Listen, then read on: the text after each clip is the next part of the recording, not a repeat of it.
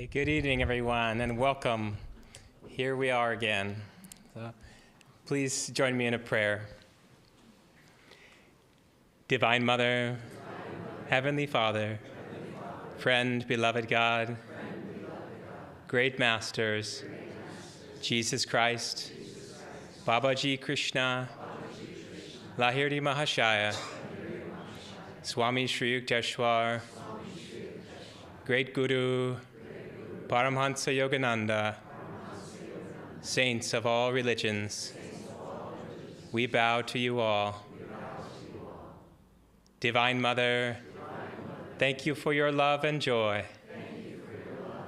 with us this evening and always in our hearts.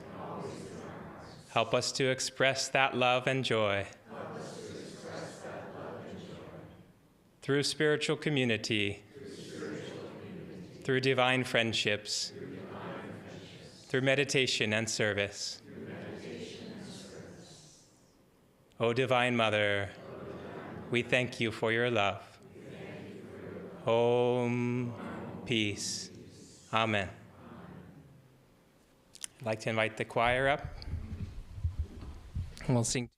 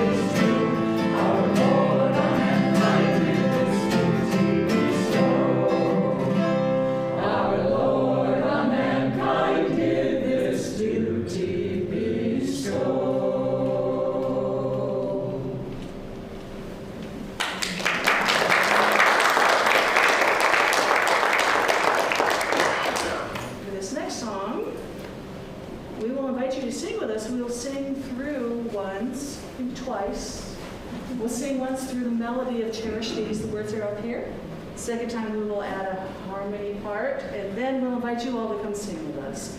Where it's right there, it should be great having you with us. Have a good choir audition.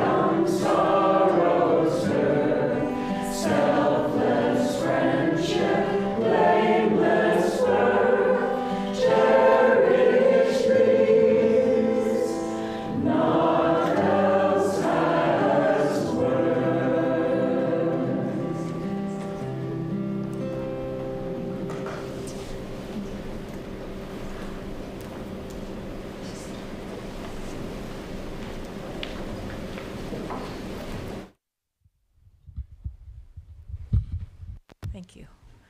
Welcome, everyone. It's so nice to be here with you this evening. We are here because we have these wonderful guests here with us. It was in 1981, I remember meeting Swami Kriyananda, who is the founder of Ananda. It had a huge impact on me, and I'll never forget meeting him for the first time. I'll never forget going on to the land of Ananda Village in Northern California for the first time. But I have to admit, I don't remember meeting Jyotish and Devi in those days. Jyotish and Devi came a decade or more before I got there, and they were already interwoven into the tapestry, the fabric of Ananda that was happening at that time.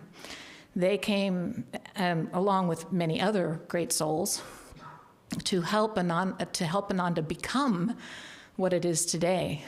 They came when there was nothing, and there was Swami Kriyananda there working on creating what is now a worldwide work. And my experience with Jyotish and Devi just began with Ananda. When I walked into that world, they were there being trained by Swami Kriyananda, learning everything that we're learning here. What are these teachings? What does this mean to be a yogi? What is Kriya Yoga? What does it mean to live the life of with a spiritual focus that's different than most everybody else is doing out there? And that's what they've been doing for years and years and years, and dedicating their life to that way of life and to what Swami Kriyananda had envisioned as his way of picking up the pieces that his guru gave him to carry forward, the teachings of community, of, as I said, Kriya Yoga, of divine friendship, of focusing right here on the light in everything you do, in every endeavor, in every part of life. And they have been doing that, as I said, ever since. Devi mentioned yesterday we were at New Renaissance Bookshop for an event that we had there, sharing with people. And she shared that one of the highlights of all of these years of service was in 2017 when they were awarded, they received the award as Global Peace Ambassadors. They were in the chapel at the UN in New York City. You can see it online. And they accepted this award. And I'll tell you, the reason it was a highlight of her spiritual life is not because they now had another really cool thing to put on their resume. Receiving an award at the UN, as Global Peace Ambassadors, that's quite something. But this is what part of the introduction was when they received that award. His name was Shomik Chaudhry, who introduced them, and said, "There are very few leaders like Jyotish and Devi. We are honored to give them the Global Ambassador Peace Award for the inspiring ways Ananda brings Paramahansa Yogananda's spiritual wisdom to life today." This was not given to them because they had this really cool idea that peace is a good thing and they knew how to fix the world. It's because they have been acting as ambassadors of peace and harmony and love and divine friendship for their guru, Yogananda, and for their teacher, Swami Kriyananda, and that's what their life is all about. And they've been traveling the world, doing that ever since. In 2013, Swami Kriyananda left his body, he passed, and Jyotish was appointed his successor. Now this happened long before. Swami actually asked him and appointed him to be the successor long before he left his body. So everybody knew this was the next step when Swami left, that Jyotish would take up the baton and carry on the work of Ananda. And they've both done it beautifully. And what they've been doing is traveling the world, sharing the teachings of Yogananda, these universal, practical teachings of Kriya Yoga, of community, of divine friendship, of sharing the light, strengthening the light, living a life of light and joy, and how that affects every single part of your life, and how it's accessible to every single person. And I can tell you what incredible authors they are. They've both written books. I can tell you that Jyotish is an amazing artist and expresses his divine creativity through painting. I can tell you of all the wonderful things that they've done, but it's all because they are living the life of Kriya Yogis, and they are living as disciples of a master for this age who is changing the consciousness of this planet and teaching us how peace is possible from within, and how we can be emissaries of peace throughout everything we do, and transform the consciousness that we are living in these times. We are so thrilled to have you both here.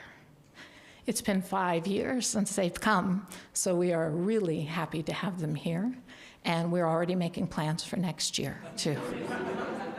I present, please, Nayaswami, Jyotish, and Devi this evening.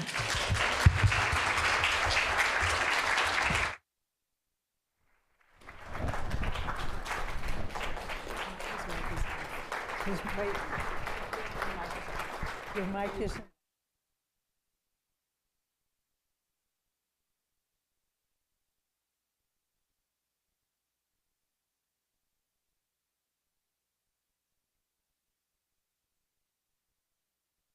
All right, I'm on. So, hello everyone. Oh, it's nice to see you. Most of you are friends from a long time, and some of you are friends yet to come, and so here we are together.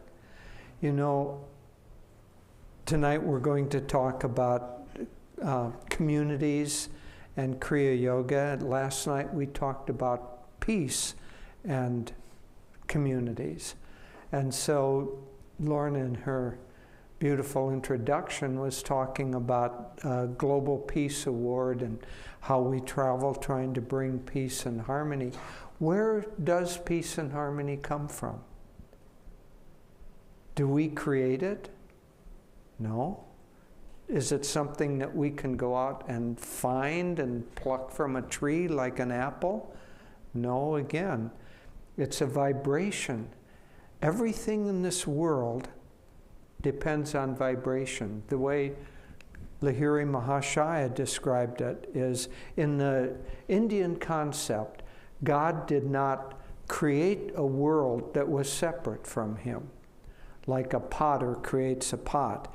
God became the world, became through consciousness, the way we inhabit a dream at night.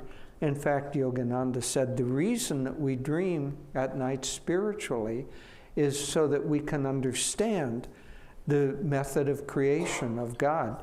So the consciousness creates the creation, becomes the creation. And Lahiri Mahashaya explained something that I find fascinating. He said that first you have God beyond creation, and there's pure joy, existence, consciousness, and it's just there. There's no creation, it's just pure consciousness. And then he takes a tiny part of his creation, a tiny part of his consciousness, and he makes it dynamic by putting it in vibration. Now, Lahiri Mahashaya described that vibration isn't just like, vibration on a guitar string. It's conscious, blissful energy that is moving in vibration, and it creates the world around us. So the whole world around us is created by this movement of blissful energy. And so peace and harmony is a vibration in that sea, one might say, of universal intelligent consciousness. Just as the note of C we were hearing. You may not, how many of you enjoyed singing together in that? Oh, good, because that was an audition, so you're all now invited to be part of the choir. So you may not have realized that, but in any case, so in a song or in music, if you take the note of A, let's say, A has a vibration to it. It has a wavelength, and that wavelength is roughly a meter long. So it goes up like this and down and back up. And so that wave is a meter long. And if you have that wavelength played on a piano, the guitar string that is in harmony with that will begin slightly to vibrate because of that. And so everything in creation, we're vibrating together. We're moving together, the consciousness. And we think that because we can't see it, a note we can hear, colors and vibrations. You take that same meter-long wavelength and you shrink it 10,000 times so that it's a tiny little wave, and it's the color red. See, it's all vibration. Everything is vibration.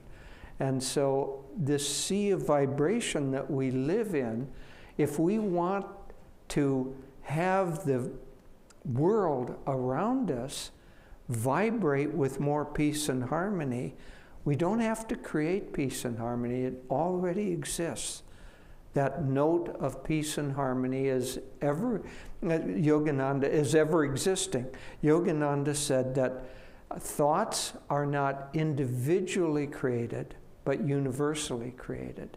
And so we think, oh, I had a peaceful thought. We didn't have a peaceful thought. We tuned in to an already existing peaceful thought. We have a friend, Yogananda said that our thoughts, our consciousness, is much more like a radio that is a receiving station than that we create our individual thoughts. We have a friend who's one of those people that's closer to a force of nature than an individual. And she was walking with another friend, and the other friend was complaining about this and whining about that and upset about this. And our friend finally stopped and said, "Girl, what station are you tuned into?" Because what we tune into is what we're going to experience and feel, and more importantly, what we tune into is where our consciousness is and what we're going to put out into the world, because we're receiving and sending stations. We just had a beautiful experience this morning. We went to the grotto. Now, until this morning, I didn't know the grotto existed.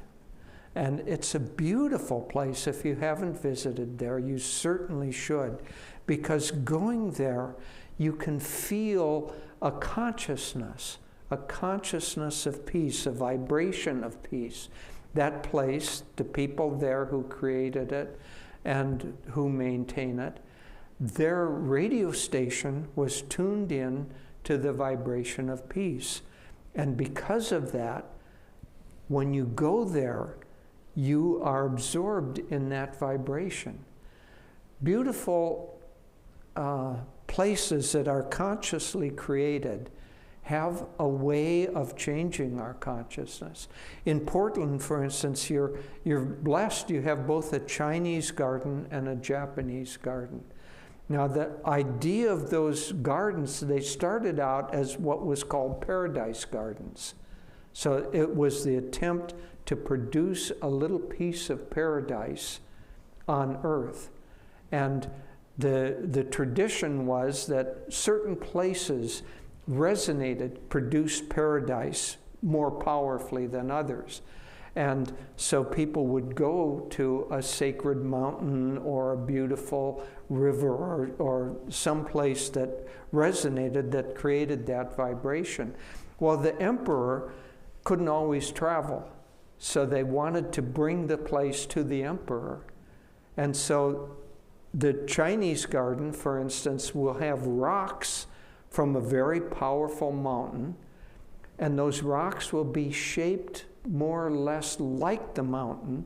And the idea is that the mountain contains this conscious universal energy. In India, they call it prana. In Oriental countries, generally it's chi or ki. And so that vibration is contained in that mountain. You can take a rock from it, shaped like it, and it condenses that, and then you can take that to the emperor, and he doesn't have to travel.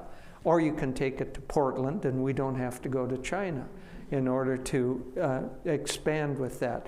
The Japanese garden, Zen garden, takes the same idea, and they make it symbolic. So if you see the raked sand and the rocks in it, that represents the waves of a sea and the little islands in it.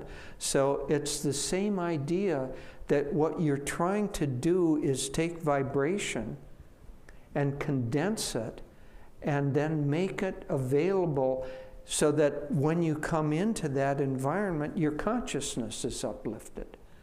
Well, rocks and notes of A and colors of red and little chunks of mountains, they do their job, but they do it only a little bit.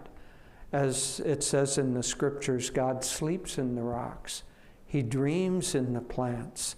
He begins to awaken the animals, and he comes fully awake in humans. So if we're working with vibrations, if we're trying to create a vibration of peace, if we're trying to change and uplift the consciousness of the world, the vibration, the consciousness of a group of human beings is much more powerful than the consciousness of a group of rocks, or even the notes of a song. So coming together in a community, or being together, whether it's a residential community or just a community of like souls that are vibrating together, creates a certain kind of, let's say, a powerful radio sending station. And all of us together send out a vibration of peace and harmony. If we have that vibration of peace and harmony within us. If we're angry, we will emanate anger. If we're complaining and whining and thinking the world is unfair, we will emanate that. And unfortunately, in this mixed environment in which we live, many, many people are tuned in to disharmony, tuned into the vibration of, I want mine, I don't care what happens to others. And the islands, the little paradise gardens like the Chinese garden and the Zen garden and the grotto and Ananda village and Ananda community here in Portland that's consciously dedicated to peace and harmony, that produces a very powerful sending station. Now, as I say, in order to, whatever our consciousness, our seed consciousness is, that's the waveform, basic waveform that we're going to be emanating. That's the note that we're going to be emanating. And if we want peace in the world, then we have to emanate peace ourselves. Well, how do you get there? How do you emanate peace? You can't just sit down and say, I'm going to emanate peace. You have to produce peace within yourself. That is the science of Kriya Yoga. The science of Kriya Yoga is to essentially to disconnect us, the senses going out, to disconnect us from all of the vibratory world that is swirling around us and bring our consciousness inside.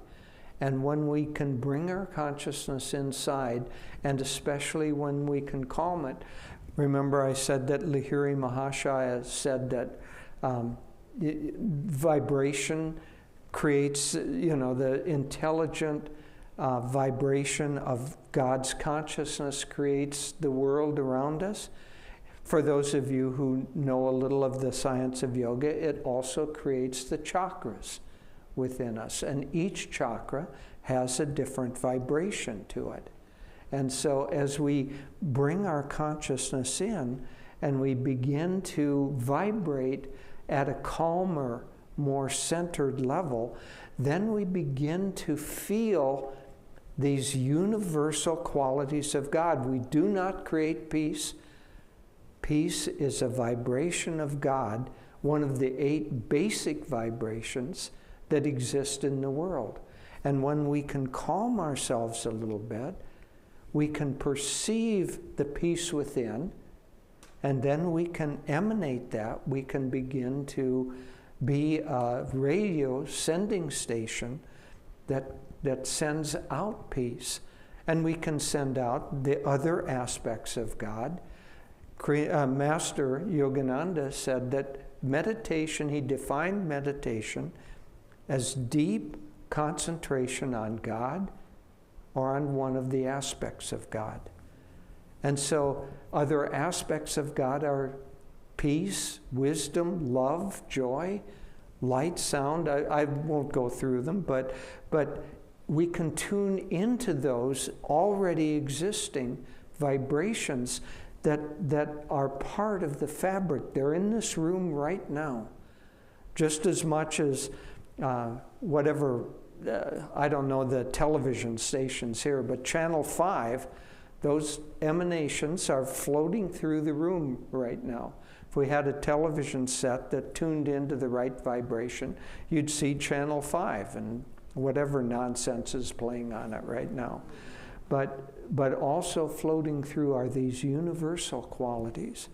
And if we, by the practice of meditation, but especially by the practice of Kriya Yoga, which is, Yogananda quoted his Sanskrit teacher as saying, Kriya Yoga is the most powerful technique for tuning into God through self-will ever given to mankind. And so by the practice of these very powerful techniques, we're able to withdraw the energy, to calm it sufficiently, so that we can then consciously begin to tune into these universal qualities of God. And if we tune into those, and if then after meditation we begin to act with peace, we relate to each other in a peaceful way, we produce a vibration of peace. And when you have a whole community of people doing that, you create a very powerful sending station, a magnetism that vibrates on that. Ananda is not really an organization, and it's not a religion. It's really a spiritual family. But what does spiritual family mean? It's a group of people basically who are working on themselves to attune themselves to these beautiful universal vibrations by which God has created the world. And if we can tune into those and work together, for instance, if we're trying to vibrate peace, when we interact with each other, we have to do so in a peaceful way. If we're trying to tune into the concept of love, then when we interact with each other, we have to do so with friendship and kindness and support and all of the high heart qualities. And when we do that as a community, that community begins to create a vibration, and that vibration is the real paradise garden that we are wanting people to visit. The other is an unconscious attempt to do that. This is a conscious attempt to produce a paradise garden.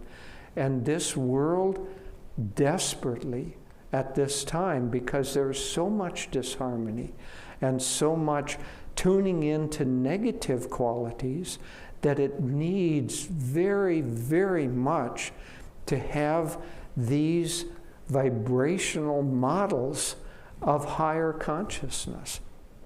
So really, Ananda communities are just an attempt to live in a little astral, to create a little island of more astral or higher consciousness vibration, and to create that model to have people know that you can live this way. Know that you can have a life without crime, without arguments, without discord, without the lack of support, to have a beautiful life. Devi and I and many others here have lived in these kinds of little astral paradise gardens. I say with quotation marks because they're produced by people who aren't quite have arrived at paradise themselves yet, but are trying to. But these beautiful communities create a model that is desperately needed around the world right now. Yogananda said that as the consciousness of mankind grows higher and higher during this age of Dwapara Yuga, he said that world brotherhood communities, or these intentional communities of higher vibration, will be the natural life form, the natural way of living during this age. And he said eventually, right now, we're just little kind of sparks in a damp environment. But he said eventually this idea of world brotherhood communities will spread like wildfire. Because as the vibration, as that model is there, sending out the radio signals, the vibration of this way of life, and as people begin to tune in, begin to resonate with that desire for that kind of life, they're going to want to emanate it. But unless there's a song that's singing this beautiful harmony of peace and harmony and joy and love and all the qualities that come from Kriya Yoga, unless there's a song that sings that and puts it out into the universe, people who haven't yet tried that are not going to be able to hear anything. But if they can hear it, if they can see it, if they can visit it, then they can say, I too want that. And if all of us work together and work first of all on ourselves, and then work with each other in a supportive manner to produce these environments where of community, one can call them a community of Kriya yogis, but Kriya is just shorthand for a technique that raises consciousness. So communities of higher consciousness, if we can produce those, then we'll be able to be a force that really helps this world around us that is, as we can all tell, in need of whatever help it can get. And so join us together. It means joining here in the temple. Come out and visit the community. Join online. There are lots and lots of ways. But if all of us unite our energy into this kind of a lifestyle of uplifted consciousness, then it will be a force for great good in a world that needs great goodness. Thank you. And speaking of being in harmony, come up here a moment. Oh, yes. Speaking of being in harmony and how you resonate together when you are, if you will take a look at our shoes.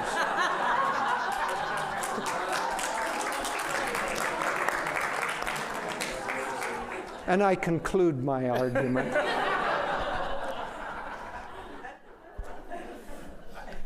Well, thank you, Jyotish. That was wonderful. Good evening, everyone. And we've just had many of you have been with us for the whole weekend, and it's just been fabulous, and we've had such a good time. I want to thank Lorna for the beautiful introduction, and it's always odd listening to someone do an introduction, because you're listening to it and you think, well, that sounds like an interesting person. Who is that? But one thing I wanted to say, when we did receive this award at the United Nations, but the reason it was so significant to me was we read Master's prayer for a united world. That was the highlight at the United Nations. And just when he's talking about may all nations come together, and it just was thrilling. It was like, it was waiting to be read there. So I have to share, my husband loves puns. And just this evening we were visiting Mari and Hanuman, and I came up with a wonderful pun, and I think it's worth sharing. Their little dog Bandhu was sitting on Jyotish's lap and, shed quite abundantly on his lap. And then Hanuman came out with a delinter thing. And I said, deferred maintenance.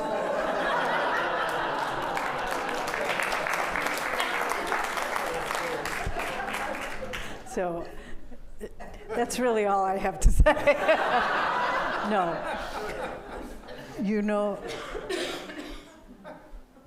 You have such a beautiful choir here, and you do so much with the music.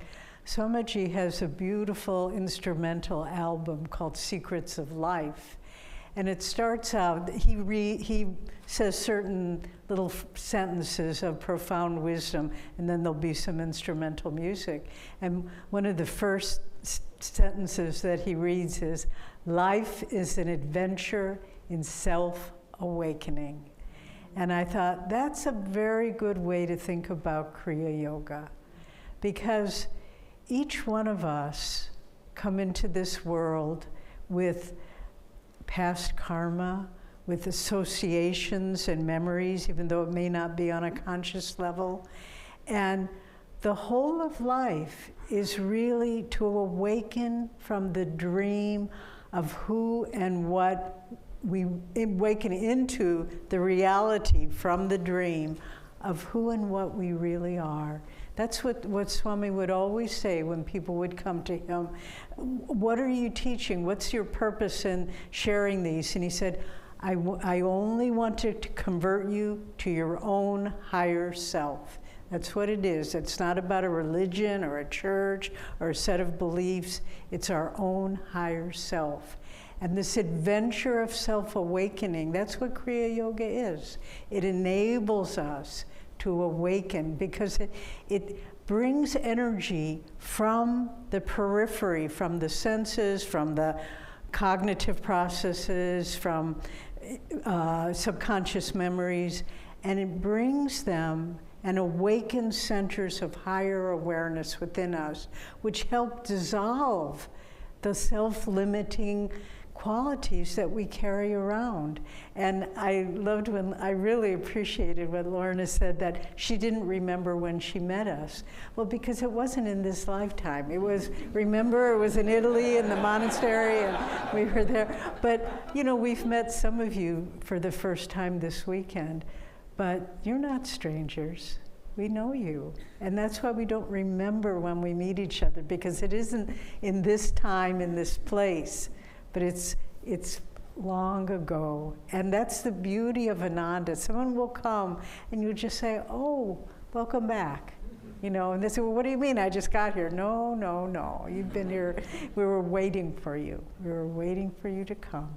And so it's life is an adventure in self-awakening.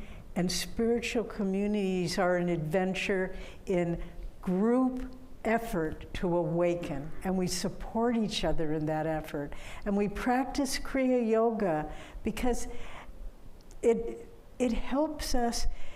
We can't, by our own volition, access these subconscious patterns and memories and vortices of energy that makes us identify with a limited part of ourself. We can't get our hands on them. They're too elusive. They're too subtly buried in our consciousness. But what Kriya Yoga does is it starts to release the energies.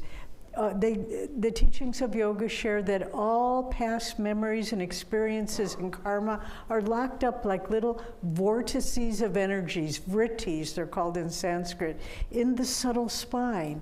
And they motivate us, and they determine our behavior and how we think, and we don't realize it. We just think, oh, doesn't everybody think that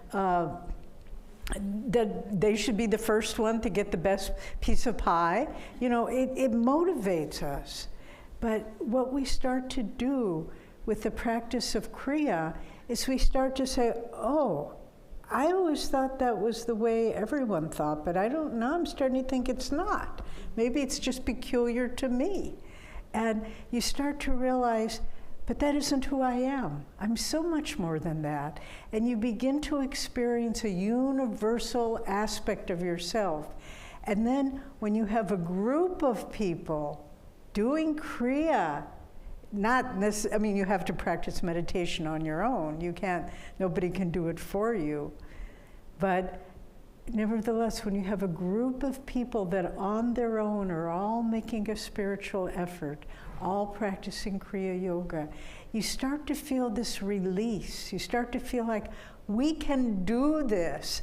One of the women who lived at Ananda some years ago had a dream one evening, and it was a beautiful dream in which it took place on one of the sloping hills at Ananda, and there were groups of people standing around in circles, holding hands, just small groups, 8 or 10 people here and there and here and there, and they were all chanting.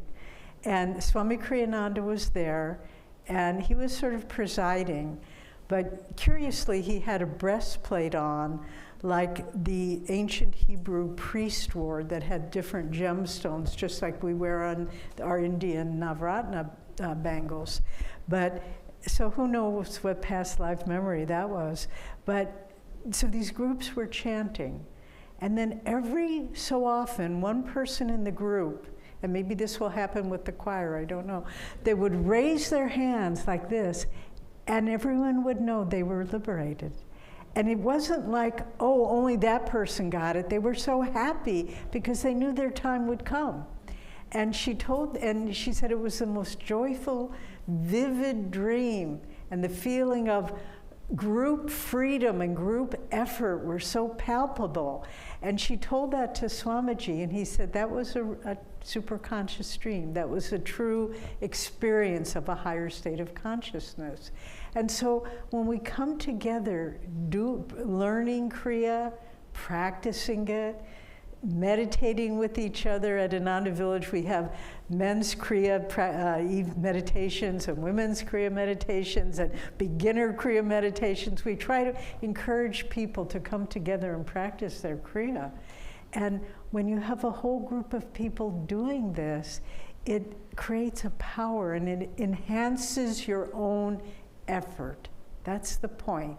Why did one time Swami was invited to, why did these communities exist? One time Swami was invited to speak at a conference on communities, and just as we were given an introduction, someone was introducing Swami, and they were going on and on. He's the founder of the communities movement, the spiritual communities movement, and on and on. And Swami got up there, and he never was afraid of shocking people. And so he got up there and he said, I could care less about communities. And I went, ah! And he said, what I'm interested in is that people find God. And if communities are a means to do that, then that's why we have the community. But in and of themselves, it's not about growing organic vegetables or alternative energy. I mean, all these things are good. And we need to look at the environment and do things like that produce self-sufficiency. But that's not why we have Ananda communities, not why we have spiritual communities. It's so people can tune in to Master's ray together and reinforce it and find God together. And whether you, as Jyotish said, whether you residentially live in a community or not, it doesn't matter. It's the Sangha, coming together of truth seekers. You know, it says in the Indian scriptures, second only to finding a true guru, which grace of God we have, is satsang, coming together with other truth seekers. And that's what these communities are. That's all that they are. It's satsang, coming together with other truth seekers and serving together. Michelle made a beautiful loaf of bread for us, and she sent the sweetest note with it. I wanted to thank you. She said, we so have been looking forward to your visit, but what we've enjoyed so much is how it's brought us all together in service. And that's the magic of it, the magic of it. You know, there was some years ago, many of you have visited the Expanding Light at Ananda Village, but some years ago we were just building it. And there was a work day, and we had been planning it for weeks and weeks and weeks, and everybody had a job assignment. And then the Saturday dawned, it was pouring rain. But we said, okay, everybody goes to their post. And one of the young men who had chosen a job, he chose it himself. He was a young man who had battled cancer earlier in his life as a young teenager, and he had one of his legs was amputated from above the knee, and so he had a prosthetic leg. His job was putting shingles up on the roof in the pouring rain with an artificial leg. And we said, look, you don't need to do it. We'll give you another job. He said, no, I want to see if I can do it. So he was up there all day long in the rain. It was slippery, and he had no feeling in that leg. It was just artificial. He was up there all day long, nailing and putting the shingles on the roof. And at the end of the day, we said, well, how was it? He said, what I did was not humanly possible, but I felt God's presence with me the whole time, keeping me there, keeping me steady, keeping me from slipping. And that's what I've seen over and again when people come together in this way as Kriya bonds, as disciples, that it's like you can do more than you thought you could possibly do. And we've seen all stages of life. We were sharing with some friends. We had it was about 10 years ago, wonderful dear friends of ours. The wife had battled cancer for many years, and she was Maria Warner, for those of you who know her.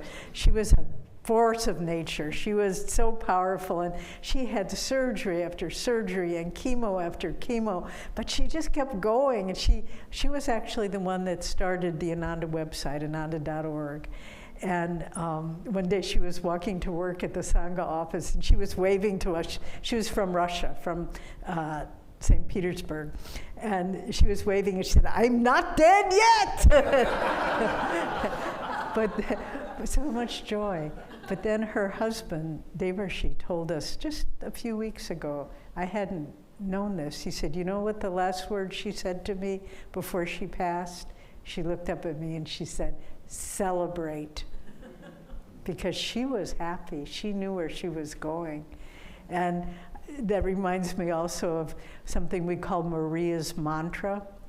When towards the end of her, she had battled cancer, and she and Devi were in Texas doing some programs, and then all of a sudden she began losing her vision, and she said, it's in my brain now. She said, I know it's in my brain, and she passed quickly after that. But he was wheeling, they flew back from Texas, he was wheeling her into the emergency room in a wheelchair, and she looked up at him and she said, control the reactive process. What was the second one? No, it's... live the teaching. Yeah. Detach yourself? Detach yourself. She said, detach yourself, control the reactive process, and live the teachings. And that's Kriya Yoga. That's what Kriya Yoga does for you. You get detached. You control the reactive process, and you live the teachings. And that was, we call that Maria's mantra. And we printed it out and gave it to everybody and tried to remember it more or less successfully. But to come together in this way and to share and support each other. And we all fall. We all make mistakes. We all go into spiritual slumps. We all say, oh, I don't know if I can really do this, you know. And I remember in the early years of Ananda, I was in such a slump. And I was actually thinking of leaving the spiritual path. I had been there about 2 years. And then I got sick, and I was living in a little bitty trailer. And I just said, when I get well, I'm leaving. I had made up my mind. And I started reading books because I was sick and I couldn't leave. And I had some dumb novel, and I started reading it. And I thought, I can't read this. And then I saw one of my favorite books, Kim by Rudyard Kipling, and I started reading that. And this is better, but it doesn't really hold my interest.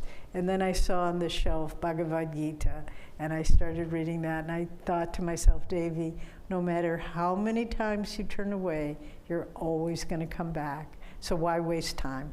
Why leave? Just stay. Okay, and I worked through that one.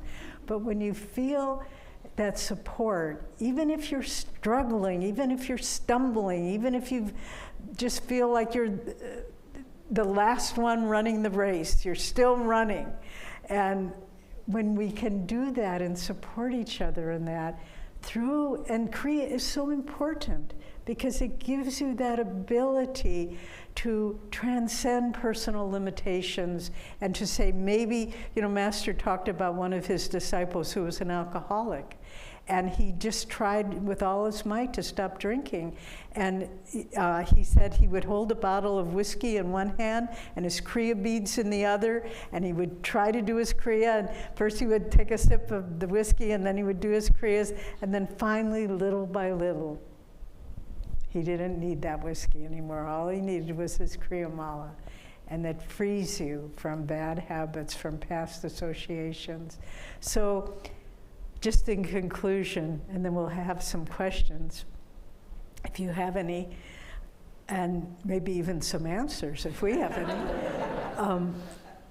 In the autobiography, Master says, I see my Kriya bonds like shining sparks of light scattered all over the globe. And when he said that, I don't know when he wrote that, I don't know how many Kriya bonds there were as the little sparks of light. Now there are probably thousands of times more, those little sparks of light. And many of us are those little sparks of light. But what does that do? It creates a network. The little sparks of light are not separate. They're woven together by the vibration that Jyotish was talking about, the thread of light. And what does that do? It embraces the world in a beautiful tissue of light, of higher consciousness. And that's what we're doing. Defense systems and, all that try to protect countries, they have their limitations. But the web, the mesh of light created by sincere devotees practicing Kriya, either alone or in groups, it creates a force that the powers of darkness can never prevail. We read this in the Bible. And so Kriya has come at this point in time of transition and instability and turmoil to give us a tool through self-effort that we can find God and that we can create a shield of light to protect people from the forces of darkness that try to separate and divide and pull us down. So if you don't yet know Kriya, learn it.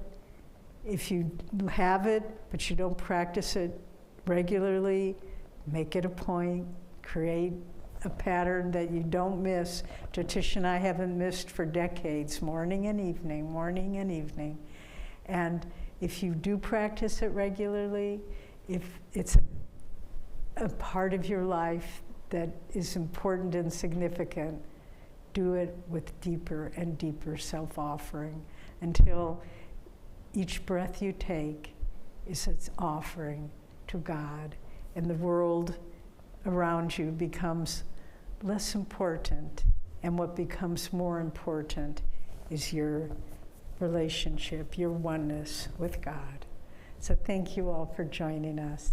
And as I said, we've had such a nice time, and thank you everyone for the music and the food and the decorations, and but most of all, for the friendship in God. God bless you.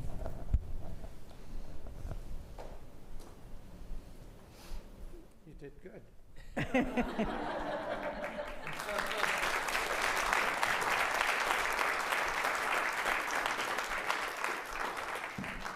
You weren't so bad yourself.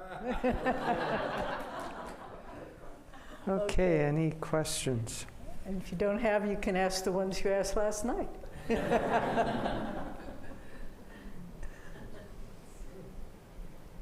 Gita, oh, bless your heart. Well, Why don't you stand up and then people can hear better? okay. I just thought, since you're talking about Kriya and regular practice, I know in my own journey there have been different times where that's been harder and easier. And family life is one of those things. So when you are a parent or a caretaker and your life is full of caring for another, so maybe just share a little bit. Sure. You want me to start? If you'd like. Yes. Yeah, repeat the question. Repeat the question.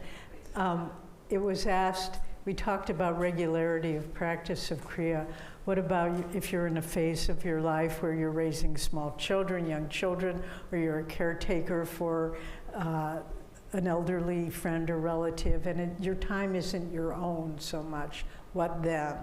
Well, I lived it. We have a grown son, and he was such that any time I would try to meditate, I had been on the path for 6 years before, and then I had meditated, quite regularly before that, and then all of a sudden, everything in the world was thrown up in the air. If those of you who have raised children, if you get to brush your teeth that day, wow, what a great, great thing.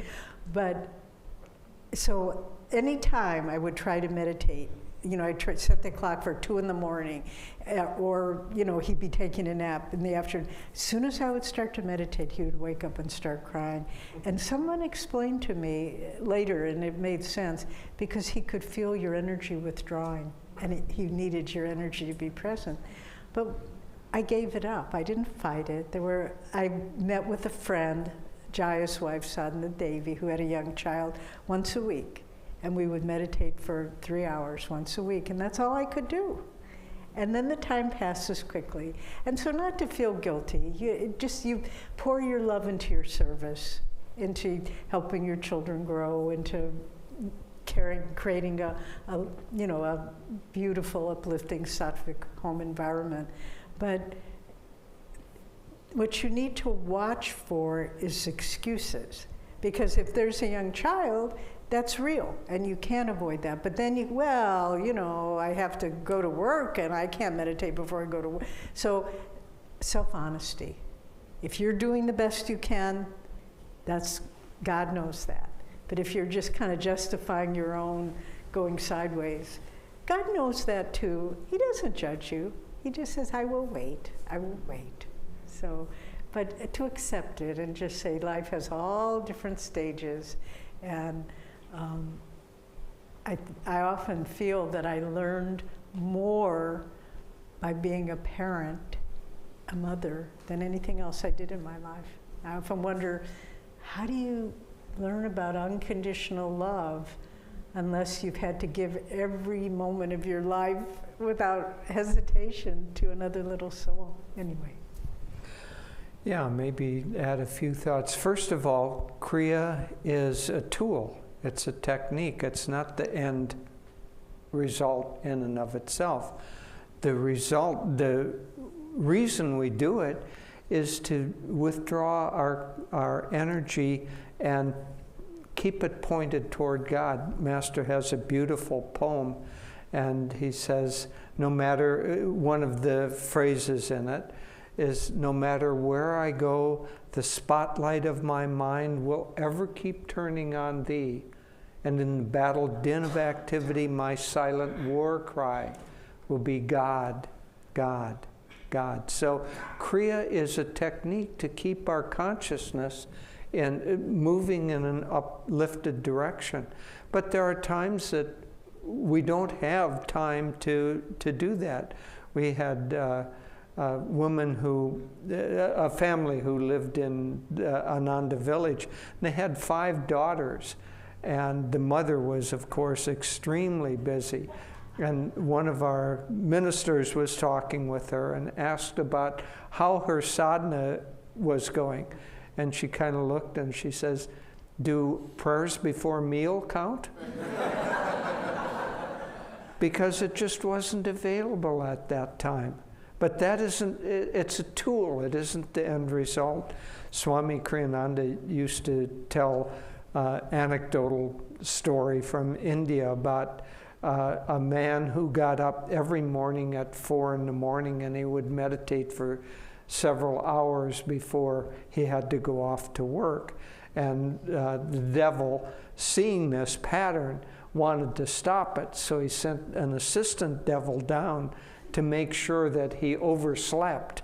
And so the morning that the little assistant imp made him oversleep, he got up and he couldn't meditate. He had to rush off to work.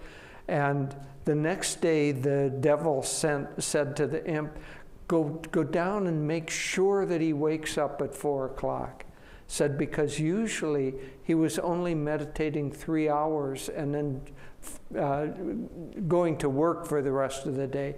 Yesterday, because he didn't meditate, he thought of God all day long. So make sure he wakes up. So the key is not the 3 hours and then you forget about it. The key is to keep our mind pointed toward our ultimate goal. And I don't mean on the conscious level necessarily. Ramakrishna said, the mother cow always knows where the calf is. Even if she's just grazing in the field, she always knows where the calf is. So it should be in the back of our mind. And occasionally, the mother cow will look at the calf. And occasionally, we should consciously look at God during the day, but there should be that presence. And sadhana helps us to do that, but it's not the only way. So the goal is the alignment, the attunement with God. And any technique, even chanting affirmations, all of the techniques that we have, they're all meant just to keep us aligned. Question? I have an online question. Okay. Maybe a dumb question, but how do I place my focus on God? How do I place my focus on God? Okay, you want to say?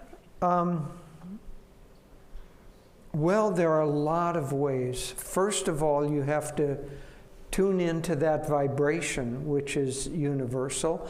That can be done in many ways. We have these great masters, so you should have some elements in your consciousness where you connect with God, maybe through reading, through listening to talks, through what we're doing tonight, called satsang, where we're gathering. Sat means truth.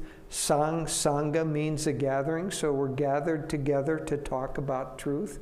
But you need to have some practice of tuning in to God.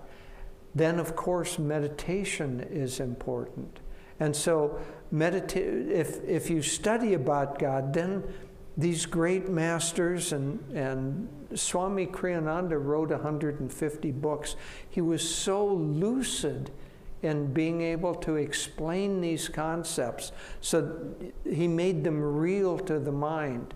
So he would answer the question of how do we tune into God?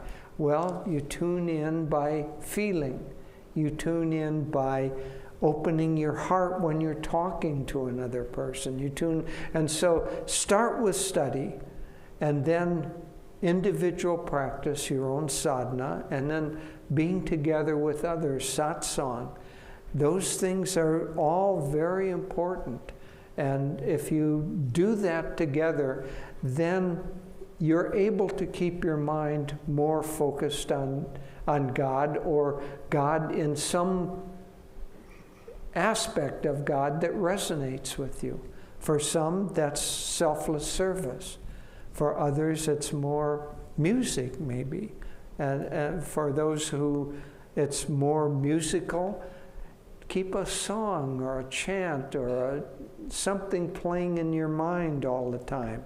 And then from time to time, even though it's playing automatically in your mind, from time to time actually pay attention to what's playing in your mind. And if you do that, you'll find, with a chant for instance, that it will play in your mind continuously. And if you wake up in the middle of the night, you'll find that chant going on in your mind. And so that vibration is there, and that's an aspect of God. So if you get that energy going and then pay attention to it, you've tuned into God. There are many different ways to do it, but it's all one way or another. It's bringing the consciousness which is diffused to a focus that's pointed toward your relationship with God. Very good. You know, there's a wonderful statement that Master made. When this I shall die, then shall I know who am I. And so all of these techniques in the service, they're just to help us forget ourselves, to lose ourselves. And so thinking of God all the time, or as much as possible, it's not a mental process. It's not with the conscious mind that you do it. It's a state of awareness. There's a beautiful book that we read some years ago called The Way of the Pilgrim. And it's a story of a little Russian peasant.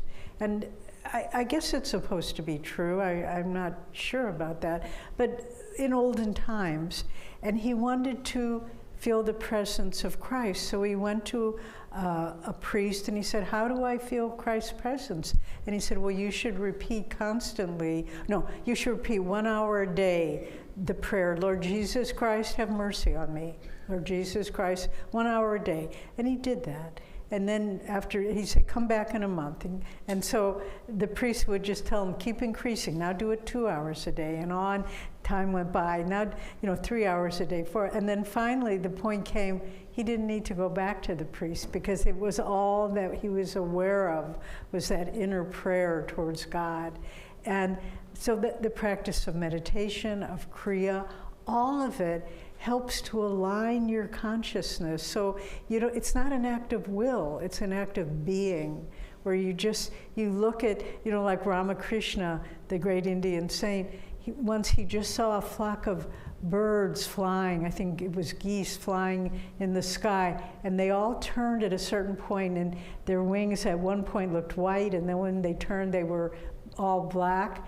And just seeing that, he fell down in ecstasy, because he just felt God's presence. And so you begin to see God everywhere. And traveling or being with Swami Kriyananda, he was a very inward man, wonderful outward work, but his spiritual life was personal and inward.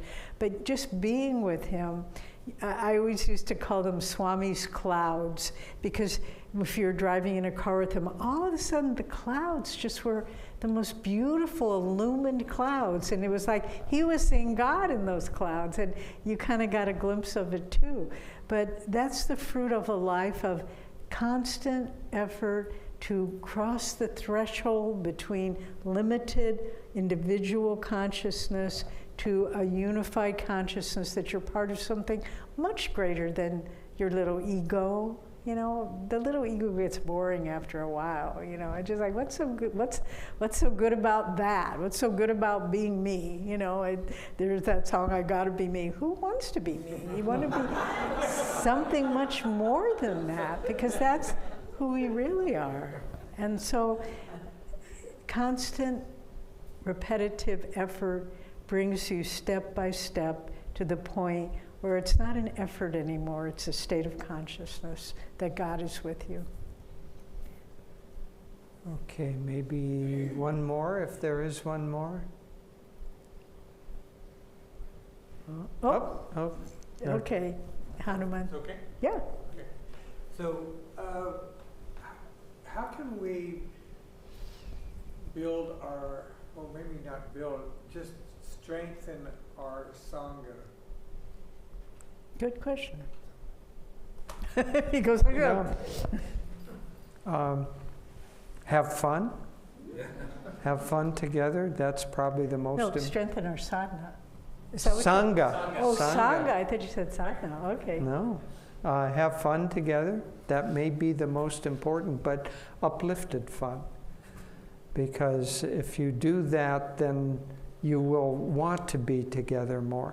Obviously, things like practicing Kriya together, doing classes together, anything where there's a group activity with an intention. See, what the spiritual law is that first of all, there has to be will. Master defined will as desire plus energy directed toward a purpose. So if you have the desire to strengthen the Sangha, so that's then direct energy toward that. So the more activities or ways to be together, or things that you do, or friendships or support, anything that has energy flowing with the desire to increase the Sangha, will have a greater flow of energy and a greater magnetism. And then it builds on itself. But there are many ways to do that, but it all comes down to basically having fun together, spiritual fun. Yeah, and I would add, when there's a beautiful book, I'm sure it's for sale at New Renaissance in here, of a compilation of the letters that Swami Kriyananda wrote in response to letters people had written him. And he usually signed them "In Divine Friendship." That's the name of the book, "In Divine Friendship." And that's a very interesting concept. What is divine friendship? Because some years ago we had in Nevada City, the nearest town to the village, we had a health food store and restaurant called Earth Song. And we went in there one day with Swamiji, and we had groceries and produce, and as well as a cafe. And we were having lunch there with Swami, and at a certain point he called the manager over, who was an Ananda person, and he said, "I've been watching your staff, and they're very friendly, and they're very nice with the customers.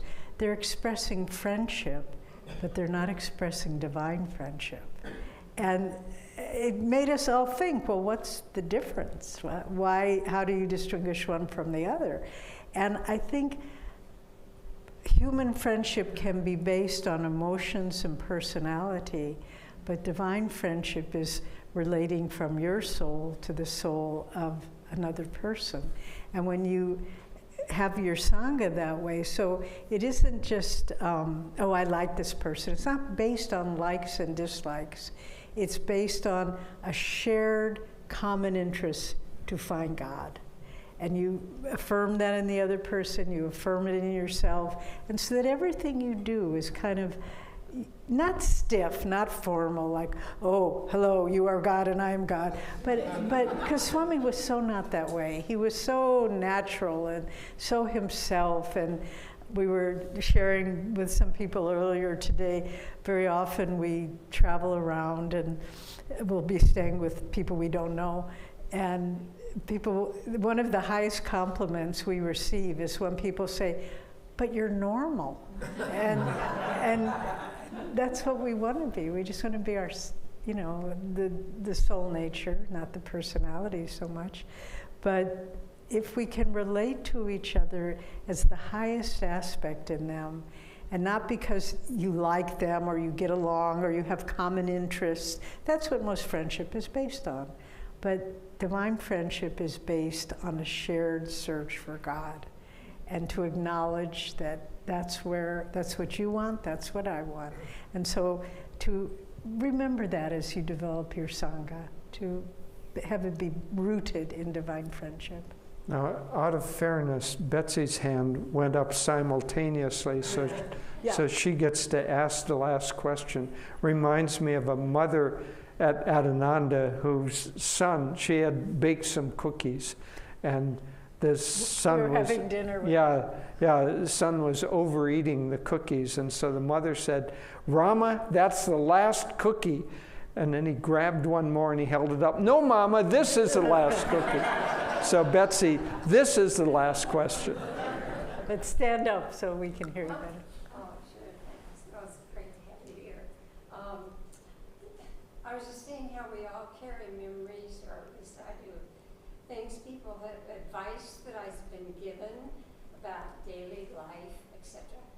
And one of the things that I have mentioned to several friends, and people they haven't remembered it, questioned my memory, is that we can wake up in the morning the way we felt when we went to bed the night before.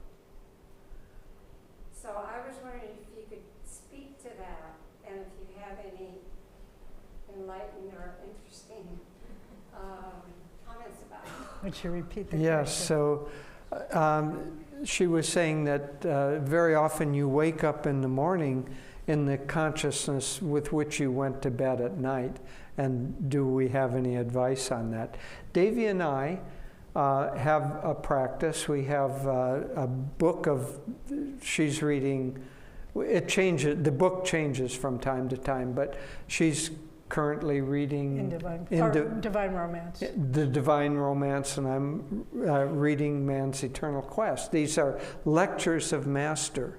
And so we read a little bit of Master before we go to bed at night. Other people have written us that they keep one of our little touch of light or touch of joy, or because they're short, you can read one of those little essays in 4 or 5 minutes. They keep that beside their bed and they read it at night. But some meditate before they go to bed, or chant, or repeat a mantra. But you should consciously build into your habitual practice the connection with the higher consciousness before you slip into subconsciousness. And if you do that, then the tendency will be that higher consciousness resonates with you throughout the time that you're asleep and stays with you. And when you wake up in the morning, if you've been reading about Master before, reading an essay of Master, been in his consciousness before you go to sleep, when you wake up in the morning, you look up and you say, "Good morning, Master. Nice to see you. Let's get the day started." And you go on. So I would say consciously connect just before you go into subconsciousness in some way with God, and that will help. You know, I just read that exact same thing in the Divine Romance that Master said. He said, catch the moment when you're just to become aware of what superconsciousness is, because superconsciousness, as Master described, is that thin level of consciousness between subconsciousness and ordinary wakefulness, conscious state.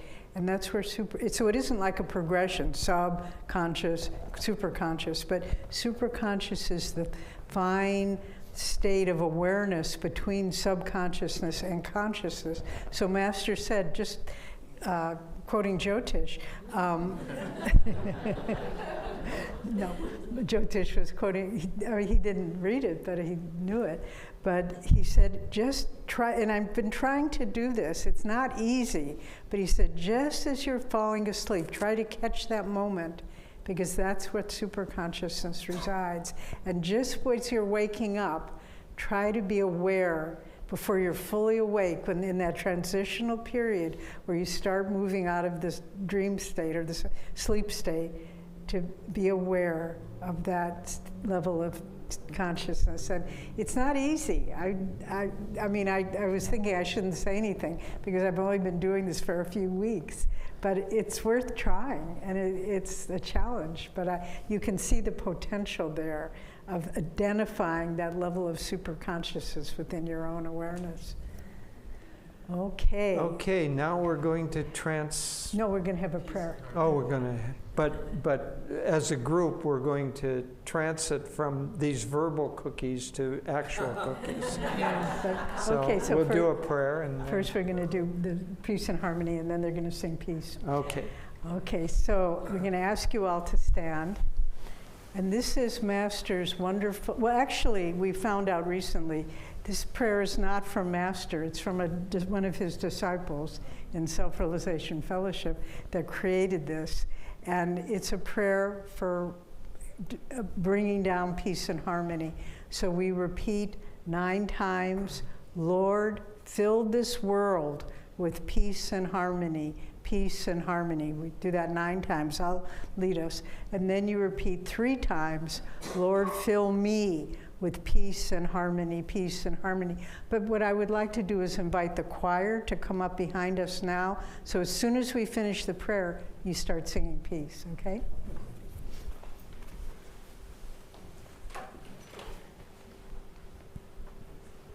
I'm going to grab this. Go ahead. And We could stay.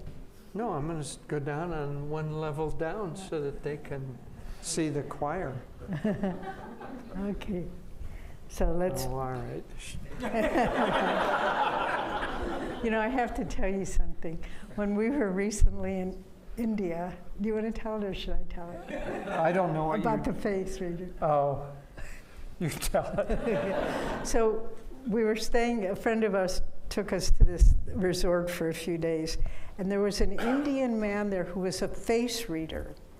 And he didn't speak English, we needed a translator, but everything he said, I mean, he didn't know anything about us, but everything he said was absolutely true. It was amazing.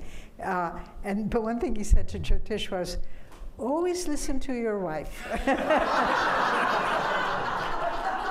I think I might have seen some rupees pass before that, but. Okay, let's do let's do this prayer. 9 times first. Lord, fill this world with peace and harmony, peace and harmony. Lord, fill this world with peace and harmony, peace and harmony.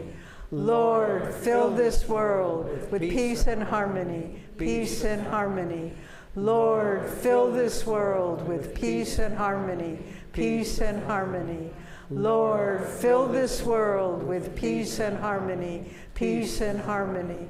Lord, fill this world with peace and harmony, peace and harmony. Lord, fill this world with peace and harmony, peace and harmony. Lord, fill this world with peace and harmony, peace and harmony.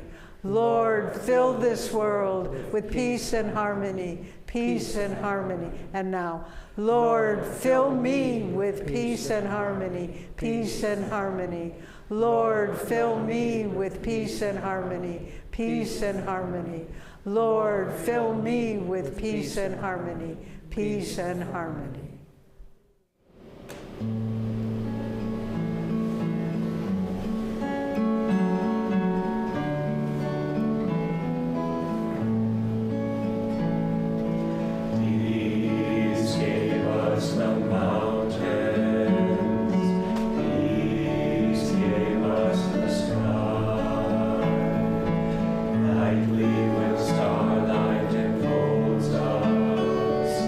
Peace is his lullaby.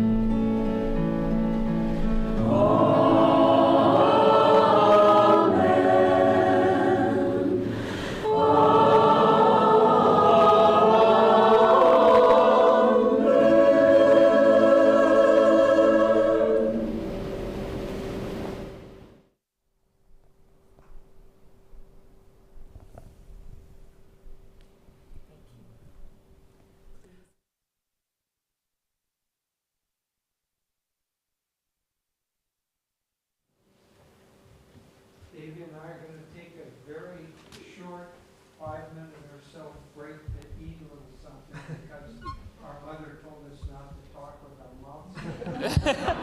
And then We have wonderful treats for everybody to share. Please stay, enjoy community and satsang here with us this evening before you go. Thank you, Jyotish and Devi. And they'll be outside to greet folks, as they said, in about 15 minutes.